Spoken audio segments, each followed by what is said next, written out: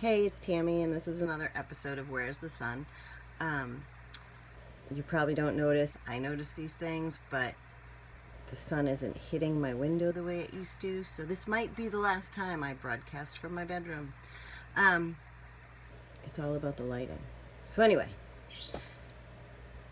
I got some feedback again. Every once in a while, I get some feedback as people start to watch videos or learn more about human design that they don't always 100% get what I'm trying to say. So I'm going to just back up for a minute. Bear with me, anybody who's been doing this for a while. And it's always good to get a refresher anyway, because I know a lot of people that I've worked with still have questions about what exactly the sun's movement means. So if you don't have your chart, it's a little more difficult to understand what I'm trying to say. But if you do have your chart, you can take a look at it. This week, the sun is, well, yesterday, the sun went into the gate 59.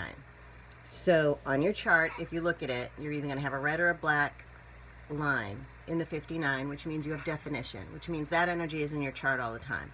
If it's white, that means that as the sun moves through each gate of the mandala, you're going to sense these energies differently.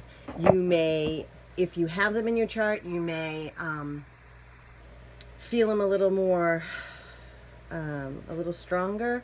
You know, like if you have a red line, you may feel the intensity of the energy. I have a lot of definition in my personality, so I don't often feel the new energies, but I see them in other people. Like I can tell somebody who doesn't have it that it's activated in. And that's kind of what you think of it. We all have these energies all the time, but sometimes they're activated and sometimes they're not. And they can be activated by the sun or they can be activated by another person, which is a whole nother thing that we'll get into another day. So, I hope that makes more sense. Basically, when the sun moves through the mandala, you'll see, and it's the reason that I use the sun and not the other planets, because other planets are affecting us as well. But the sun is the most tangible. It's the one that you can see other people doing or saying or being, or, you know, you're at work and all of a sudden you're like, oh, that's what Tammy was talking about. So anyway, I like to tell people that if they don't understand the video, just to watch it without any sound, because I do some weird stuff with my hands and face, but that I do it all the time. All right. So, this week, yesterday, and the sun moves, it takes 6 days to move. So, there's going to be 6 days of this energy. Sometimes, if people are really sensitive, they pick it up a little bit before, and it might linger a little longer. But it's the energy of the 59. And the 59 has a lot to do with banter and seduction. It has a lot to do with love and war, kind of. You can use your words to start an argument. You can use your words to improve a relationship. Either way, they, in the end, bring people closer together. Usually, not all war. Don't go war crazy on me, but I'm meaning like a deep discussion or an argument or something like that. Or it could be war, and then again, I don't go there. If you do not have the 59 in your chart, but you have the 6, and your emotional solar plexus is undefined, this week could be emotional for you, because what it does is it will connect the 6 and the 59 will connect the sacral to the emotional solar plexus, which means you're going to feel a little more emotional. Same as if you don't have a defined sacral and it brings definition to your sacral, you're going to feel a boost in energy. So that the sacral would go to projectors, manifestors, and reflectors.